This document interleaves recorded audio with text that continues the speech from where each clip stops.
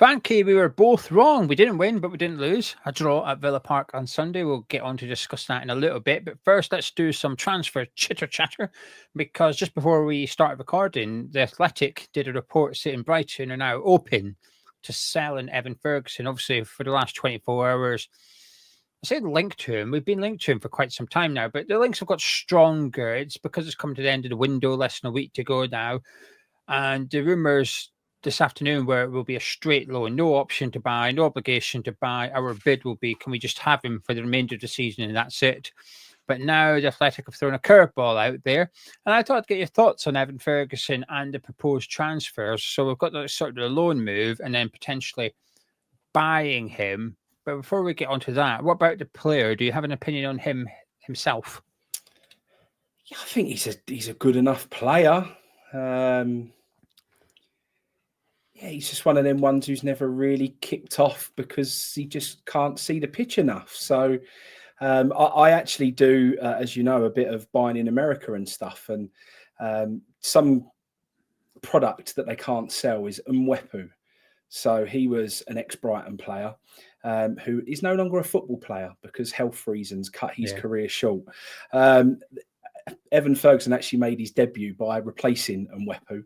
And I don't know whether that was just a really bad omen for his career or not, but it would be very, very typical of West Ham to get involved with someone like that. Then come through a loan move with glowing colours and no issues and whatever else. And the second we actually sign him on the dotted line, he'll break down and never play football again. It's just what we do, and we've done it so many times, and it's just the type of player that I would love in terms of ability. And I think he could add so much to our current squad. And I think he's a really good fit for our current squad. I think that type of player would be really useful to us. But do we want to get involved? That's the big question. Yeah, I'm kind of subscribing to your idea. I feel quite strongly about this. My opinion on Ferguson and the potential deal, I feel quite sort of committed to some extent. I don't think someone will be able to change my mind in the sense that when fit, a wonderful talent, but just not fit enough. And he's not even, at the latter stages of his career where it's expected that he will pick up injuries and it might take a little bit longer to recover. This is him when he should be at his quickest recovery time and when he should be at his fittest. He's, early, I think 20 years old, I think he is. If he's already got problems now, it's just one of them. I want to stay away from it. And it's a shame because I remember when he broke on to the scene under Potter at Brighton and, Man United were being linked to him and it was like a £100 million price tag. But when Ferguson was sort of on form, which is a bit silly to say, but as an 18-year-old, he was at his peak when he was 18 years old. But it didn't feel like an unreasonable price tag because you were looking at this guy scoring goals in the Premier League, competing with some of the best centre-backs in the Premier League as well. And he had it all. His hold-up play was really good. His finishing was good. But because of those injury problems, I want to stay well away from this. Now, when I say that, I mean, in terms of a permanent transfer, I would happily have him on loan for the remainder of the season. And I actually was quite relieved when the rumour today was, we're just going to offer him a straight loan and no option to buy, because I don't really want an option to buy.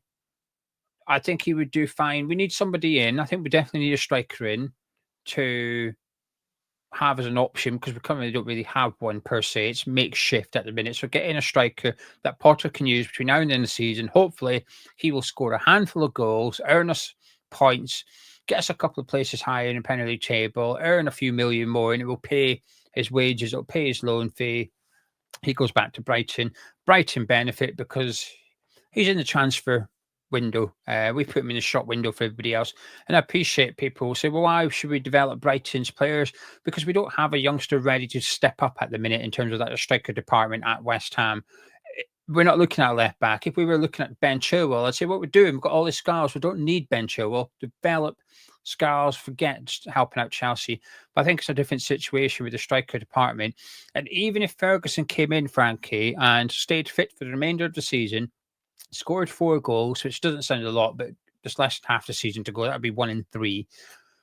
I still wouldn't want to buy him in the summer because I feel confident he will break down at some point in the future. There will be a big injury on the horizon. And the price tag Brighton aren't going to want a 3-4 million for him. They're going to want 20-30 million for him. And I just think that would just be a stupid decision on our part. It's an absolute no as a permanent transfer. Big yes as a loan signing. And I'm not asked about an option to buy, and definitely not an obligation. Run 100 miles away from that one. And no one will change my mind on it, Frankie. He's just no good player, broken. Yeah, no, couldn't agree more. You know that I've been watching old Sawyer for a little while, talking about players that are not ready to step up from the youth yet. He scored again the other night. He did. He's been missing a lot of games, but he still gets himself in there. And like I say, his physicality, how strong he is, how big he is. If there's anyone that you could throw out there and see if they are ready, that's the man that I would like to see get an opportunity. But again, another one just doesn't seem to see enough of the pitch. It's a problem, and yeah, I just don't want to see us get involved. Like you say, just a straight loan till the end of the season might work out. Bit of a not Jesse Lingard-esque. I think it's a bit different to that, but you know what I mean. Someone who can come in, be influential, can do a real good job for us. You know what'll happen if he comes in and he plays all the minutes and he stays injury free and he starts banging in the goals, everyone will be screaming to sign him up. So then it'll give us a decision. That won't change my mind because his injury record won't change. And it's not like I have reservations over his ability. I don't. I know he's a good striker when he's fit. We've seen it. But so if he was to come in and play well, it wouldn't surprise me. If he was to stay fit for 2 seasons, that would surprise me. And the evidence so far is he won't, because he can barely stay a few months fit. But he comes back from injury, and his last injury picked up just before around Christmas time. He wasn't even playing for Brighton when he picked up his injury, so he's broke down whilst not playing football. It's just a complete no-go for me. It's one of those like good player, just bad situation, but on a loan, I'm okay with it, because if we were to get a few games out and he broke down, yes, we might look a little bit silly and we might regret it, but it's not the end of the world. Potter's showing he can work with the squad a little bit as to what he's got. I think we just need cover in just to give us numbers rather than big surgery. In regards to Brian Brobby, nothing's really changed over the last few days, actually. You know, a certain agent told Gonzo that it was 90% done, but I think what he meant was in relation to the fact that Brian Brobby's agreed to the deal. Now West Ham need to agree one with Ajax. We've still not done that, and we're still interested. And it sounds a bit like Andre Silva has just sat there waiting. Not quite odd and wingy, and he's in the car park at the London Stadium, but I think he's just waiting to find out if he's allowed to come on over. He's waiting for a yeah from West Ham, and then he can come join us. So I think, I don't know, I keep changing my mind. Originally, I thought we'll sign Andre Silva. Then the Brian Brobby stuff happened. I thought, oh, it's Brian Brobby. I feel like I'm going back to my original one of Andre Silva. I think it might be him we get in on loan for the rest of the season. So wait and see. But in terms of the transfer window, Frankie shuts at 11 p.m. on Monday. Obviously, people are allowed to change their mind, by the way. I've seen people changing their mind. It's all right. You're at the start of the window, you can say, we need reinforcements. Porter's come in, 4 points in 3 games. You're allowed to then go, actually, we're not getting relegated. We're not going to get European football. Maybe we do not spend money because it's important. Ability to change your mind, important. Where do you sit, Frankie? Are you hoping to see some big signings, loan signings, no signings? What are you hoping to see in the 6 days left? Yeah, it's a tricky one. All round, it's a tricky one. We've had the situation with Brian Brobby, and you know, some people are knocking Tim Stuyton and saying some of the deal structures that he put together were way too much. We've given them too long contracts. We've given them too much money. It was all a bit gung-ho, and there were some silly decisions that have been made. And then on the other hand, you hear people screaming, give the player what they want. Why mess around? Why don't we get the deals done? So you can't have it both ways. You either do the Tim Stuyton thing, give them what they want, get the players over the line, get them on the plane and bring them to the London Stadium, or you end up in a scenario where we are now, which is we're playing a bit more hardball, and then you risk the deal breaking down. And if it breaks down, you have to just move on to the next one. And that kind of is what it is. So it's the world of transfers, isn't it, mate? It's on the surface. Depends who it is, Frankie. If it's Liam Delap, I'm like, pay what you have to pay to get him into West Ham. But if it's Evan Ferguson, I'm like, whoa. No, whoa. Of course. But you know how much of a fan of I am of Delap, and have been for a very, very long time. So I'm sitting on a lovely little Liam Delap nest egg of assets that if it goes well, then I'll love it. And to be honest, mate, description of Liam Delap was he's the next Harry Kane. That's how I always saw him. I think he's that similar style player.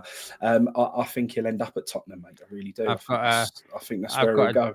I've got a screenshot of a Geo call from 2 years ago. I'm sending it to you on your phone now. I'll edit it on.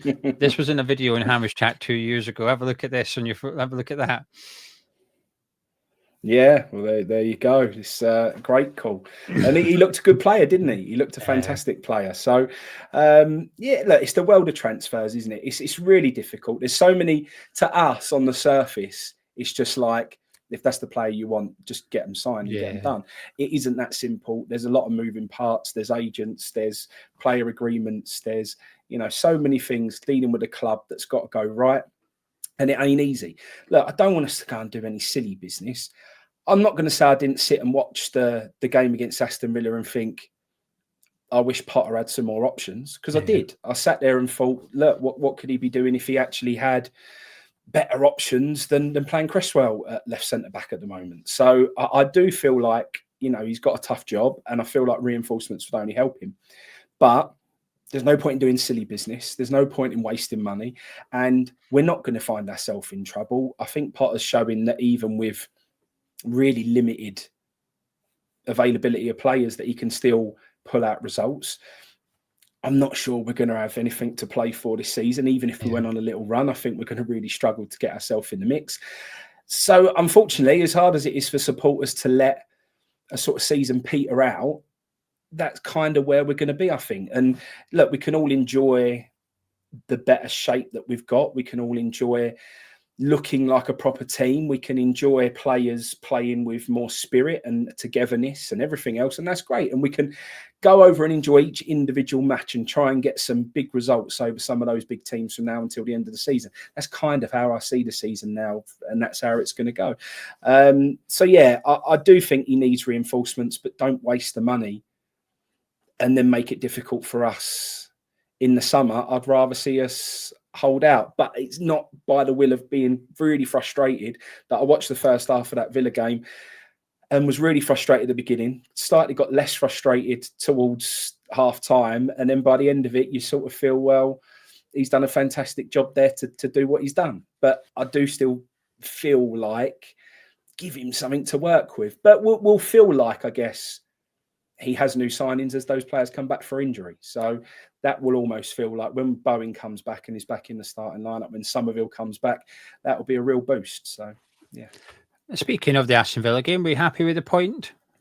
Oh, it's a great point. It's before the game, I think many of us would have been happy with it. I never take it. I always want to win, but I would have taken a point, especially with the squad that he had available to him. It was a superb result. Yeah, I thought it was a real spirited, real grafted, hard-fought point that, and it was everything. It was the players. It was how they worked for each other. It was having that bit of better shape, better understanding. It was that fighting spirit that we've not seen for a while. Players playing with their tails up a little bit and looking like they're enjoying themselves again. But also down to the end of the game when the players are approaching fans again. Like, I haven't seen that for ages. And, that's what you want to see. You want to see players going over to the fans, getting involved, the Soufal mixing in with the crowd and everything else is brilliant. And that is what we have known in the past at West Ham. We've always been that type of club. So the fact that the last few managers have made that become a little bit distant, it was really good to see that they, really appreciate the fans and the fans really appreciate their hard work again. So, yeah, I was happy with the game, with the outcome, and very happy with the point. We're happy with the way we played, the tactics and stuff like that as well. Yeah, like I say, look, is that going to be how we're going to play? I didn't quite see it how you saw it. Like you said, it was a lot of fun. I didn't have loads of fun. I had fun in the second half. Yeah, I enjoyed it. It was all right. I think it was all right. It was spirited. We worked hard. We made the best of what we had. That's as far as I can go with it, really. I actually think that as we said before, a better squad out there, a better starting lineup, I think we win the game. Yeah, I agree. I actually think Villa were there for the taking. I think tactically, I think in the second half he was spot on, and I think Emery is one of the best tacticians in the Premier League, and I think Potter perhaps got the better of him in the second 45. Maybe not It's so much the hard for first them, half. Gio, isn't it? Look, it's hard for them, and Yeah, I'm not taking any credit away from West Ham. West Ham worked blooming hard and were great value for the draw, and actually probably in the end, on balance, maybe deserved to nick it. So I'm not taking anything away from West Ham, but Aston Villa aren't the same when they've played Champions League football. They haven't won in ages after playing Champions League football, so you do get a slightly different Villa post Champions League football. So, you know, they've got a lot of games, they've got a lot of things to juggle at the moment, and we've seen it with their results in the league this year. Sometimes you get a really good Aston Villa, sometimes you don't get a very good one. I'm not so sure that it was totally all about West Ham tactics, Graham Potter, and everything else. I did think he got things right, I think, but again, I put it down purely to the real effort that was put in by the players. I think effort was bigger for me than tactical nous. I just think, and I don't expect Potter to play exactly the same way as some of these players come back. I think he would approach that game maybe completely differently if he would have had different players available to him. So look, I'm staying very level-headed with it. This is where we get the comments, grumpy Frankie, miserable as always, whatever. But I'm not. I'm happy. I'm really positive about what's going on and what we can do moving forward. And I can't wait to see Potter when he's got, you know, what we would even just class Bowen as in our best Somerville, first 11. even just Bowen in That's Somerville it. back. That's it. Those That's two. it. Absolutely. And to be honest, maybe another player in defence. I think you'll see us be far more ambitious from the first whistle if that defence looked a little bit different. I think he is nervous a little bit about that. He has to get a lot of protection in front of it because I think he knows it's a little bit limited. And that doesn't stop us from maybe being as fluid and getting forward maybe as much as we would like. But that's, again, even more exciting that that's yet still to come. So I'm positive about it. But like I say, I didn't quite see things 100% how other people saw them. And, you know, I've moaned at you a little bit about Paqueta while his towel was up and while I thought he looks interested again, which is great. And he is a nuisance. I ain't a fan of that rolling around stuff. West Ham have never really been that club. We've always been a tough, solid club who don't tolerate any of that nonsense. So I don't want to see it. But he is a nuisance. He does get in their heads a little bit when he's like that. And that is a really good thing. But even after the game, I was surprised he got man of the match. He wasn't my man of the match. And then having a look at some of the bits that you sent over to me, I think that also showed that maybe he didn't have this fantastic game. He had a solid game. And a solid game is an improvement for Paqueta at the moment and a good thing for West Ham. But I think you'll see far, far better performances from Paqueta from now until the end of the season than he did in the Aston Villa game. I think the way we played to some extent, in terms of player positions, I think we'll still play like that even when the players are back. And if he gets new players, I think we'll just get better because we will have A, better players, and B, players more suited to play in that way that Potter wants to play. I've got no doubt he makes some tweaks and adjustments to accommodate the players available or players not available. Sorry. But I still think when we have everyone ready to go, I think we'll see the sort of three at the back. We'll have two in front of them, wing backs, two number 10s, one striker. I'm looking forward to it. I agree with you. Tadibo, Somerville, and Bowen coming back. And it's going to be interesting because when I did the video last night, someone said, if everybody's fit, the current crop of players, everyone's fit, what do you think Potter's 11 is? And I'll tell you what I said, and you can tell me what you disagree with. I said, keeper, take your pick. I said, I'm not that strongly one way or the other with Ariola and Fabianski. So it's not the debate I'm interested in having. If you say Ariola, fine, I'm not that bothered. Fabianski, whatever, I'm not that bothered. But the back three, I think it might be Tadibo, Kilman, and I think he might stick with Adam Creswell for the time being. You know, I do think he likes Creswell. Then Emerson, Alvarez, Souček, and Wan-Bissaka. Full crew got front. Bear in mind, everyone's fit. This is the hypothetical thing. Then that leaves the two number 10s, and I think he'd go Bowen and Paqueta, and it might mean Kudus actually finds himself on the bench, really. So what if everyone's fit? You're guessing what Potter would do. What do you think he would change from that 10 outfielders? Yeah, I mean, possibly. And the reason why I guess you could could see that happen. But it all depends on what side of the pitch he's going to play Somerville. What side of the pitch do you think Somerville's going to play? Forgot about Somerville, Jesus.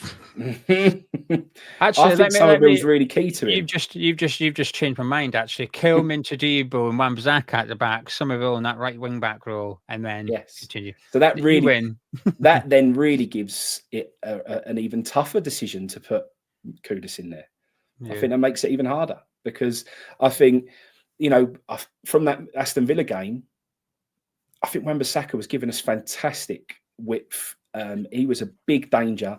Him and Somerville potentially overlapping down that right-hand side it's really good.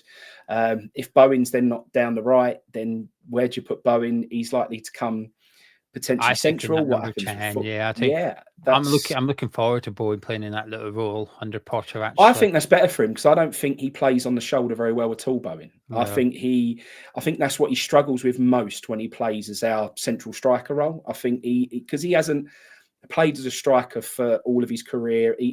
For me, he struggles with that a little bit. When to, drop in, when to play off the shoulder and make those runs. And I actually think him coming, like you say, in that little pocket of space there, I think he could be a real danger. And linking up with someone like Paqueta, who's got that same wavelength and is on that level with him, I think that could be really dangerous. It then opens up over on the left, but maybe that's where Kudus does find himself potentially, fitting in now and then.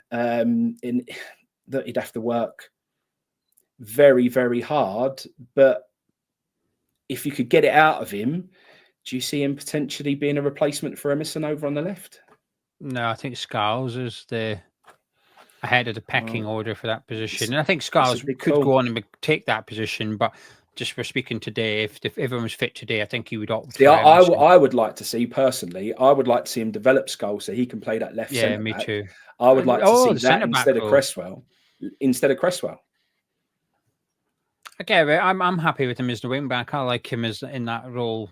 The only thing, if you had a choice, and this is currently at present, I think he does get up that line nicely. I actually see him play centrally against Ebbsfleet, and he can play that role. I know we've said to you hadn't seen him or had any evidence, but I have seen him playing the under-21s at Ebbsfleet in that more central role. So, I think he can do that job. I would certainly, at the moment, especially if we're against, an attack with a little bit more pace, trust him more than I would trust Cresswell playing that role. And if you do that, and then you can let Kudus drive up the left-hand side, maybe. But again, so I tell you what, the biggest problem with that, though, mate, is if you're going to play him that way, we've already seen Kudus's attitude and positivity waver when he's not exactly being played how he wants to be played. Yeah. I actually think you'll get an Antonio right-back scenario with him where actually you don't see the best of him. And if you don't see the best of him, that's a problem. I don't think he's very good at tracking back, Kudus, and he doesn't have to be. He's a very attacking player. He's a great player from the attacking sense of it. And I just think defensively, I don't think he's very good, but he doesn't necessarily have to be. So I'm not sure he would suit the wing back role. But then again, if you said to me pre-Potter, could Somerville play wing back? I'd say, I'm not sure about that one, to be honest with you. Yeah, absolutely. He gets back, but he's quite small and whatnot. I think he might get bullied a little bit, but he rocked up at Villa Park and put in a hell of a shift. We've only seen him for 45 minutes, but it was a thoroughly impressive 45 minutes in that role. And what I'm looking forward to discovering more. About 5 minutes ago, you said Paqueta wasn't my man of match. Who was your man of match?